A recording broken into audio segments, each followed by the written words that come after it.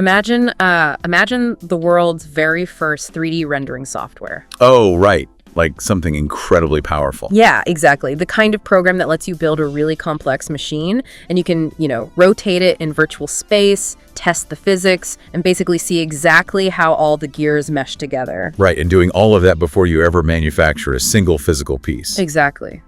But now, imagine that software isn't running on some modern supercomputer. Imagine it's running inside a human skull. And we're talking about the 19th century here. Which is just wild to even think about. It really is. And that skull belonged to Nikola Tesla.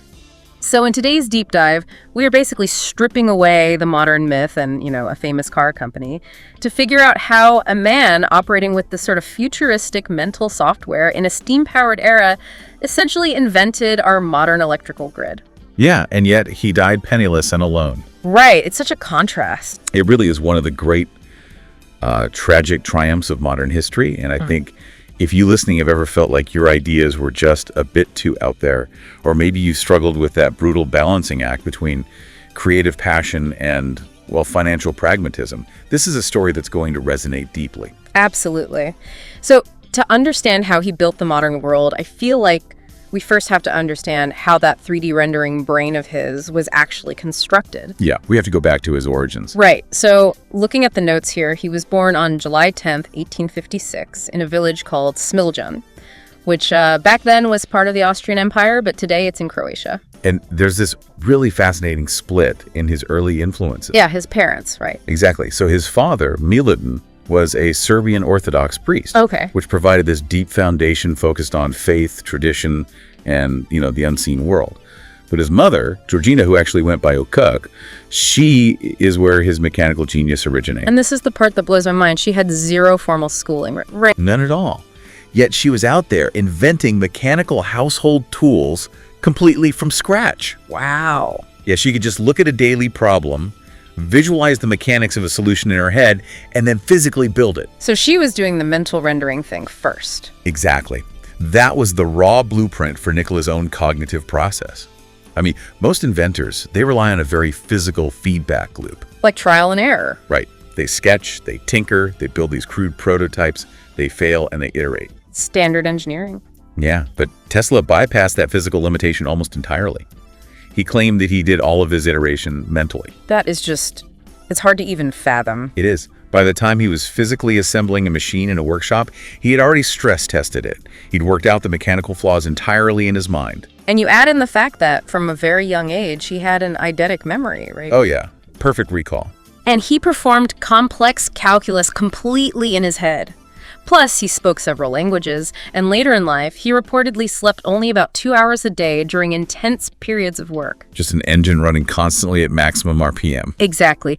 But here's where I get a little hung up on the traditional narrative of his life. Oh, how so? Well, we know he attended the Austrian Polytechnic Institute in Graz, right? And he studied tirelessly for long hours, excelling in math, physics, engineering.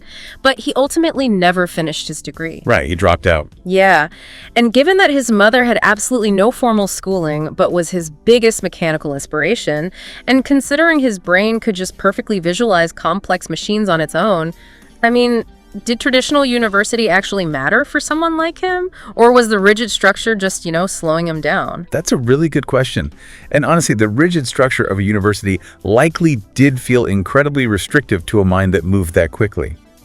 Which might explain why he didn't finish the degree. Right, it was just too slow. Probably.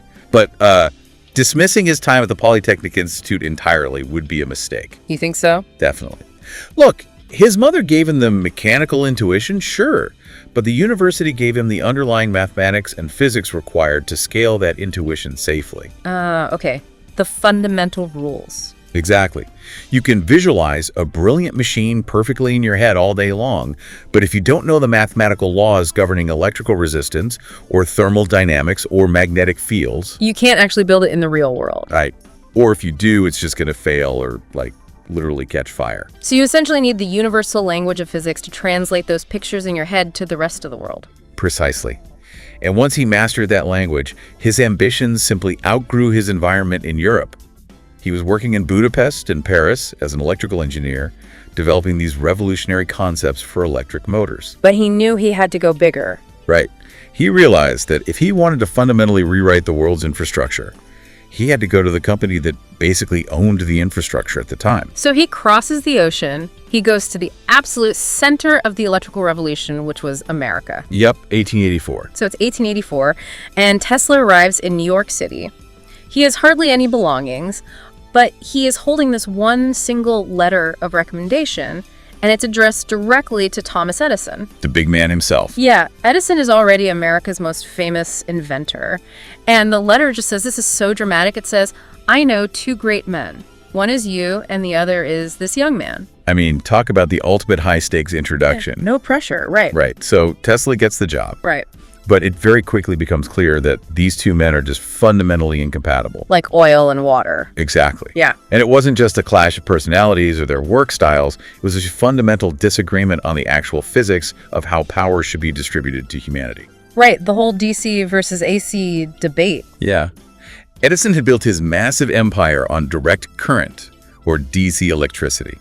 And Tesla was championing alternating current, or AC. Okay, let's break down the physical difference between the two for a second, because this is where Edison's system was actually genuinely flawed. Oh, deeply flawed. So with DC, the electric charge only flows in one direction at a constant voltage. I like to think of it like trying to supply water to an entire city using thousands of individual short garden hoses. That's a great way to picture it. Right. And they're all attached to hundreds of local wells. Because DC pushes a massive amount of electrical current through the wires, all that current creates immense friction. Friction means heat. Exactly. So over a distance, you end up losing most of your electrical energy as wasted heat. Yeah, and that physical limitation meant Edison's DC power couldn't travel much farther than like a mile or two from the actual generator. And that's enough. It is nothing. Think about trying to power a sprawling metropolis like New York City with DC. You would literally need a smoke-belching coal power plant on practically every other city block just to keep the lights on. Just breathing in coal smoke constantly. Yeah, it was incredibly inefficient and just an absolute nightmare for urban planning. But then Tesla's AC system comes along and completely solves that inefficiency. Because it uses alternating current, right? Yeah, where the charge periodically reverses direction. Yeah. But the real magic here, the absolute game changer, is the transformer. Right, stepping the voltage up and down. Exactly. With AC, you can use a transformer to step up the pressure, the voltage, while drastically dropping the actual current. So returning to that water analogy. Instead of thousands of wheat garden hoses. Yes. AC is like building one massive centralized water tower, and it uses ultra-high pressure to shoot water through these large, efficient pipes across huge distances. And because the current is low, the wires don't heat up. Exactly. Then, when that high-voltage electricity finally reaches a neighborhood, another transformer just steps the pressure back down to a low, safe voltage. So it doesn't just, blow out all your appliances. Right. It's safe to use in your house. And that ability to transmit power over hundreds of miles over very thin wires without losing all that energy, it just made AC objectively superior. Hands down. But, Edison had millions of dollars tied up in DC infrastructure and all his patents. He had a monopoly to protect. Exactly. He wasn't about to just abandon his empire because some eccentric employee came along with better math. So Tesla refuses to compromise his vision, and he resigns. Which is a huge turning point. It really is. And the vulnerability of being a pure visionary hits so hard here, because after rubbing shoulders with the most famous inventor in America, Tesla literally ends up physically digging ditches for the Edison company just to survive financially. Digging ditches is just a stark physical manifestation of his genius being completely unrecognized by the society he was, trying to elevate. Yeah, but digging those ditches stripped away everything except his conviction. It really did. And that conviction finally finds an outlet when he partners with George Westinghouse. Right, a businessman who actually understood the engineering potential of AC. Yes. And this partnership kicks off what history calls the War of Currents. Which sounds like a sci-fi movie. It does. And it was vicious. Yeah. Edison realizes his DC monopoly is genuinely threatened. So what does he do? He launches this massive, ruthless public smear campaign. Oh, this part is just dark. Very dark. He literally pays people to publicly electrocute stray animals using AC power. Unbelievable. And it gets worse. Edison's camp even secretly funds the creation of the first electric chair powered by AC. Of course, all to brand Tesla's technology in the public mind as the executioner's current. Just a completely fear-driven public relations war. Exactly. But Tesla's response to this is just this incredible display of pure, reckless conviction. He doesn't back down. Not at all. He doesn't just write a rebuttal in a newspaper or something. Yeah. He uses himself as the ultimate proof of concept. Wait, how? To counter Edison's fear-mongering, Tesla publicly demonstrates the safety of his system.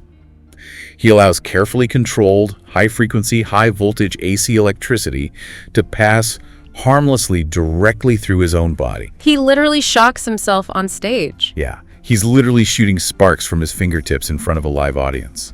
That is just brilliant theater. Just, oh, you say this is deadly. Watch me literally become a conduit for it. Right. And it works. It effectively wins the war. AC proves to be far more practical for large-scale power distribution.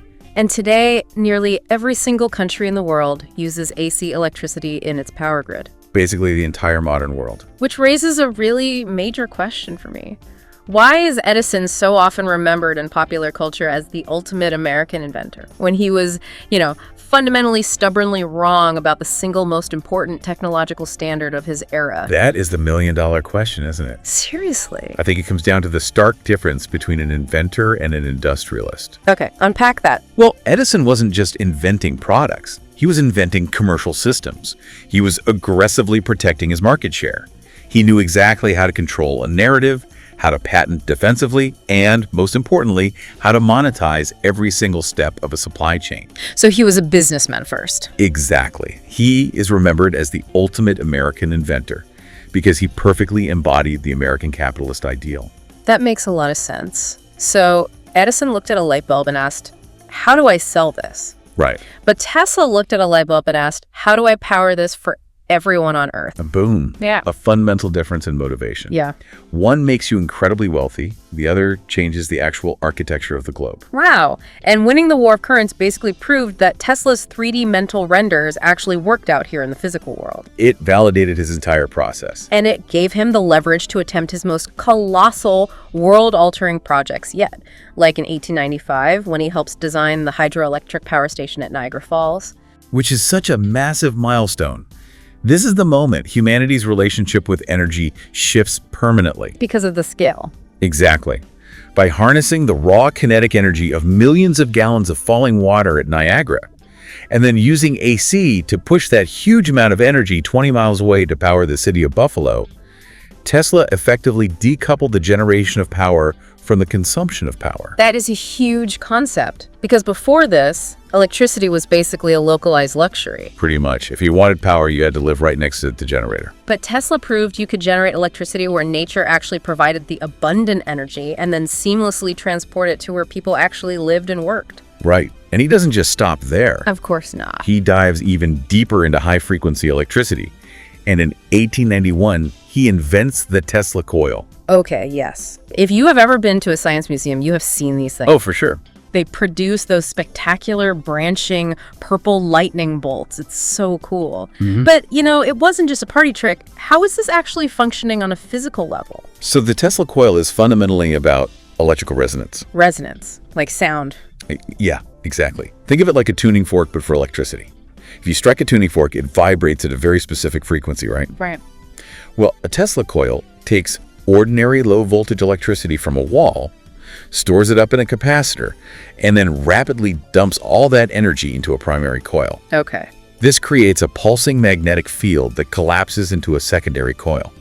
And that steps the voltage up to tens of thousands or even millions of volts. Millions of volts. Yes, it oscillates at incredibly high frequencies until the electrical energy literally breaks down the resistance of the air around it. And that's what creates those visible plasma filaments, the lightning bolts. Exactly. And because it's generating those specific frequencies, it essentially becomes a very powerful radio transmitter. Which is wild. So the coil actually became the foundational technology for early radio research. Yes, which perfectly sets up his most ambitious and ultimately disastrous endeavor. Wardenclyffe Tower. Wardenclyffe Tower. So what was the plan here? Well, he secures funding from some very prominent investors, and he begins constructing this massive 187-foot wooden tower out in New York, topped with a giant metal dome. Sounds like something out of a comic book. It really does. But his vision was a globally connected network of instantaneous communication and power distribution. Wait, wireless power? Yes. He truly believed he could send both information and usable electricity through the Earth and the atmosphere, completely wirelessly. That is, I mean, he was visualizing the 21st century, smartphones, wireless, global data, remotes, sensors, but this was from the dawn of the 20th century. He was so far ahead of his time. But okay, let me play devil's advocate for the investors for a second, the guys who eventually cut his funding. Beaming electricity through the air. I mean, even today, in the 2020s, we only use wireless charging for our phones over a distance of, like, a few millimeters. Right, on those little charging pads. Yeah.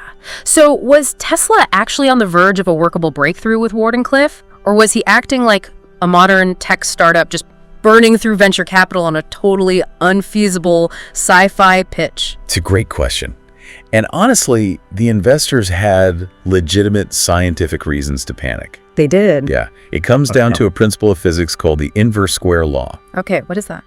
So when you transmit data wirelessly, like radio waves, the receiver only needs to pick up a tiny microscopic whisper of that signal to decode the information. Because an antenna can just amplify that whisper. Exactly. So in terms of sending information wirelessly, Tesla was absolutely on the right track. But sending usable electrical power is a different beast entirely. Vastly different. When you broadcast power into the open air, it doesn't travel in a straight, concentrated beam to its destination, like a laser. It disperses outward in a sphere in all directions, like a light bulb.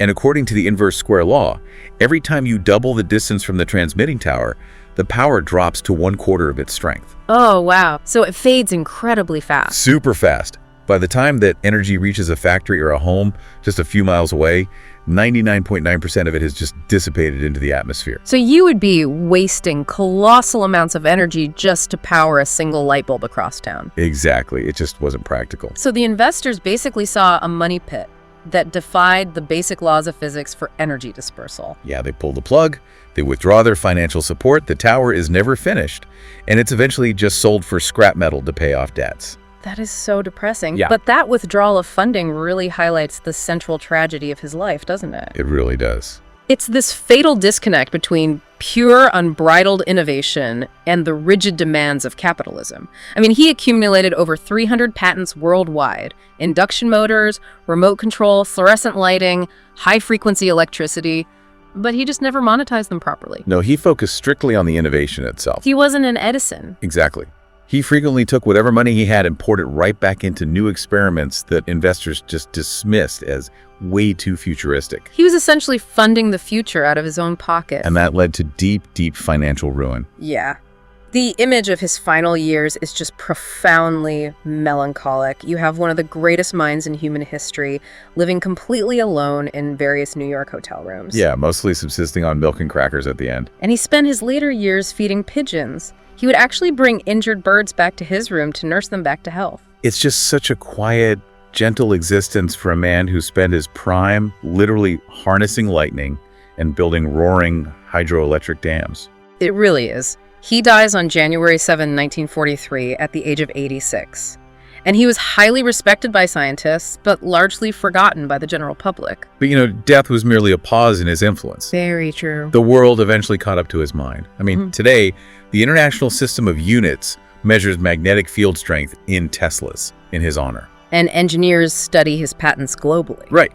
And ironically, for a man who cared so little for commercial branding, one of the most valuable car companies in the world uses his name to signal cutting-edge engineering. It's a huge legacy. But looking at the totality of his life, does a true visionary have to suffer financially? Like, is that just the price of admission for seeing the future? Or did Tesla simply lack the necessary ruthless pragmatism to protect his own livelihood? I think there is an inherent friction between seeing a world that doesn't exist yet and surviving in the world that currently does. That's a profound way to put it. Well, Tesla lacked the filter of short-term profitability. And that lack of a filter made him a highly vulnerable businessman, sure. But it was exactly what allowed him to conceive of technologies that were 50 years ahead of their time. So they go hand in hand. Yeah. Intelligence must be paired with persistence. But financial success is not always the ultimate metric of greatness. Sometimes, visionaries are only fully appreciated when the rest of the world finally builds the technology to realize their dreams. That is so true. Nikola Tesla was far more than just an eccentric inventor. He was a dreamer who imagined a future powered by clean electricity, wireless communication, and limitless innovation. He really was. And even though he experienced deep financial hardship and obscurity in his final days, every single time you turn on a light in your house or pull out your wirelessly connected smartphone or, benefit from any technology built on the AC grid, you are quite literally living inside the world that Nikola Tesla built in his mind over a century ago. He managed to externalize the incredible machinery of his own mind and literally share it with humanity. We started this deep dive by comparing Tesla's brain to a 3D rendering software, perfectly visualizing complex machines. He imagined smartphones and wireless global data decades before they existed, completely unconstrained by the physical and technological limitations of his era. Right. So I want to leave you with this thought. If a mind exactly like Tesla's existed today, what would it be visualizing right now? What are the ideas that today's investors are confidently dismissing as too futuristic or unfeasible that will inevitably become the basic foundation of tomorrow's reality? Keep an eye out for the people building today's Warden Cliff Towers, because history tells us eventually the rest of the world will catch up.